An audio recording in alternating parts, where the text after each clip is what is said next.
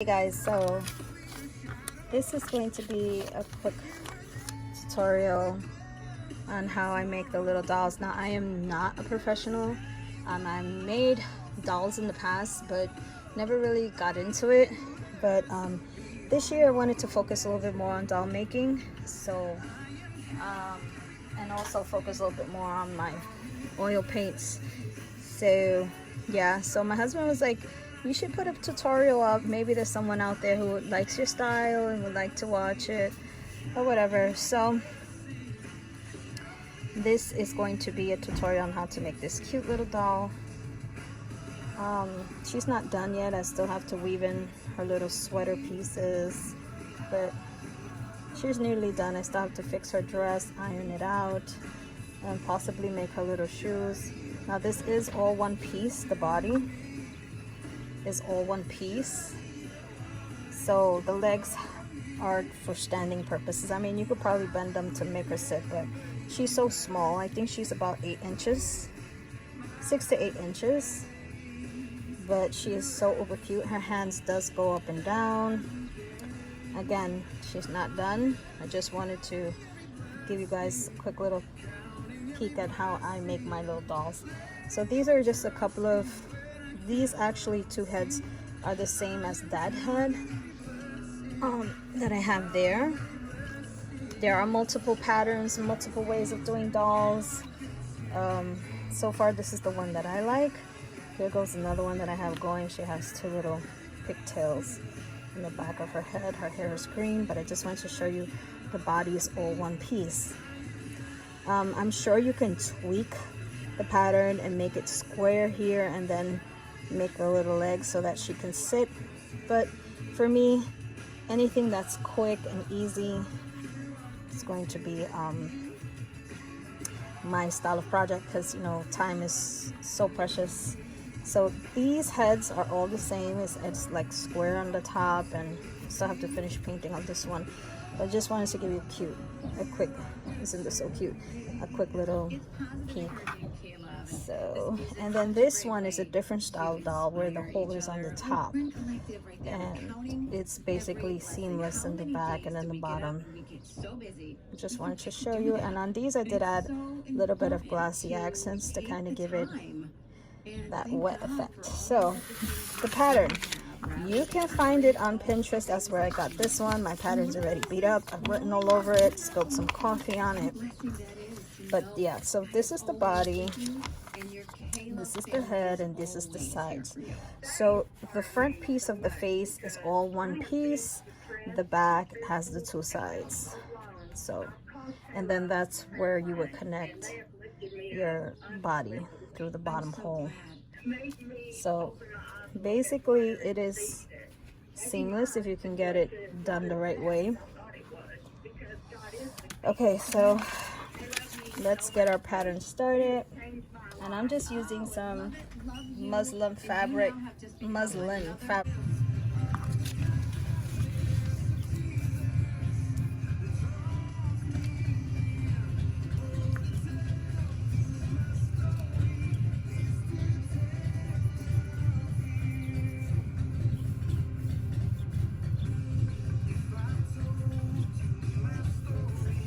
You could use a disappearing ink pen, but I just use a regular pencil.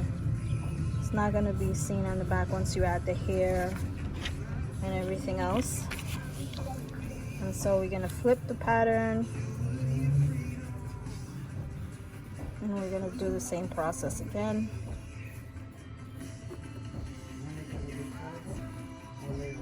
Later. Okay, so now we have that, and then this one, I don't trace it. I just take a piece of fabric that's more or less the size of this, and that's an easy trick where you don't have to, because I have done it in the past and the lines show up in the front if you don't sew it 100% perfect. So that's why I only will, for as far as the head, we'll only just do the 2 back pieces. And we're just gonna cut around it leaving some seam allowance, doesn't matter. It's not perfect. It's just the way I do my stuff. Make life easy. You are going to need some pins to kind of pin your fabric, and because this muslin from Joann's is so very thin, you can basically see the corners of your pattern. So just try as best as you can to line them up, and once you get that together, you can take it to the sewing machine and sew in the back of the pattern of the face. So I'm just trying to line it up as much as possible.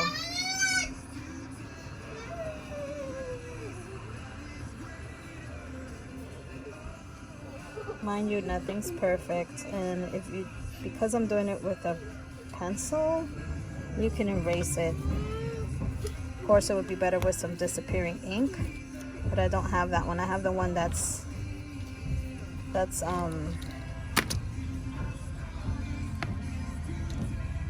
one that's washable, and I don't want to wash this fabric.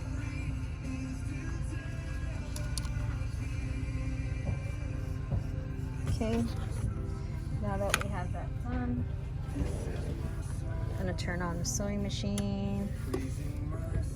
Hopefully I can give you a better little angle of what I'm doing. Okay, so now what we are going to do is we're going to run a straight stitch down the line of the pattern and across and up and here and across. All this side of the ear we are going to leave open because that is to be attached with the other piece of fabric.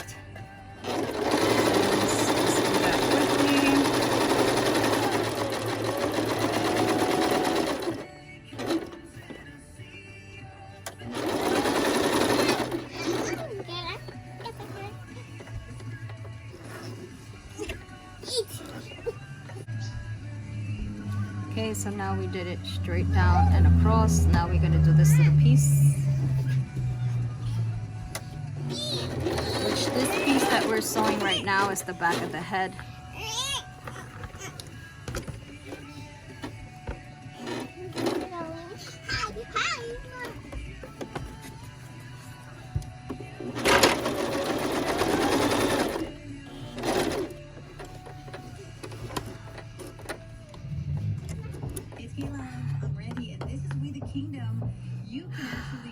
Okay, so we did this little piece, we sewed up here.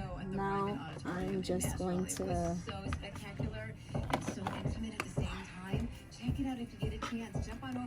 I am sorry, they're fixing.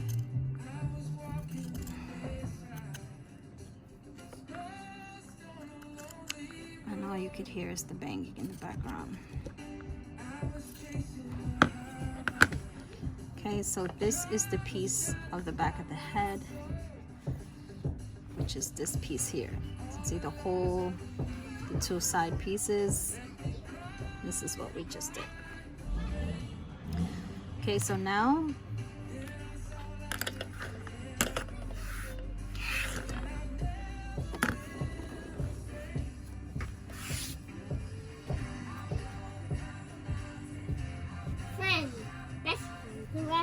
this is the way it looks. Best friend. So we are going to follow, and you can see here's the hole to tuck in the cotton. And we're just going to follow this pattern around the other side of the head.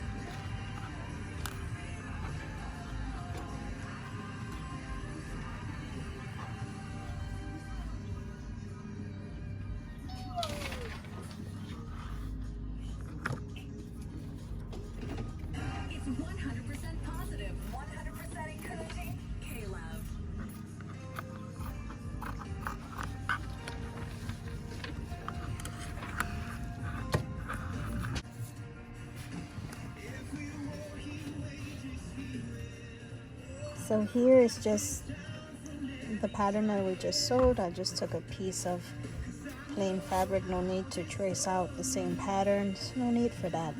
Skip that part. You're gonna use this as your pattern, so there's no need to write on the other side. So we're just gonna go all the way around, close it up. So we're just gonna sew all the way around, and I'm just gonna try to do this fast forward. It's nothing super important here. Just follow the pattern, and like I said, there's no need to trace on the other side. You can still use the back side as your pattern. So that's why you want to try to line them up as close as possible. This is the way I've been doing them, and I haven't had any problems yet. So super easy. I think this is like my favorite pattern as far as, or doing it as far as for the little, I want to call them Cupie dolls, because they're like 6 to 8 inches. They're very small, so I'm just gonna call them Cupie dolls. I don't think the pattern has an actual name. So I'm just turning it and going around the ears. You want to go around the ears as slowly as possible to have the best curve possible. So that's basically it. I probably cut out the rest. I should have cut off the rest of this because it's not really going super fast. This is as fast as my phone would allow it to go, but yeah. So now I'm just breaking off, take it off. Now I'm going to make sure that I've sewn all the way around, make sure everything is secured. And there you have it. That is the head pattern. See you guys in part 2. Oh, and yeah, you want to use your pinking scissors or shears to cut as close as possible to the sewing line that you did. Pinking shears help the edges, and it also helped to not fray. I got mine at Michael's, so see you guys in the next video.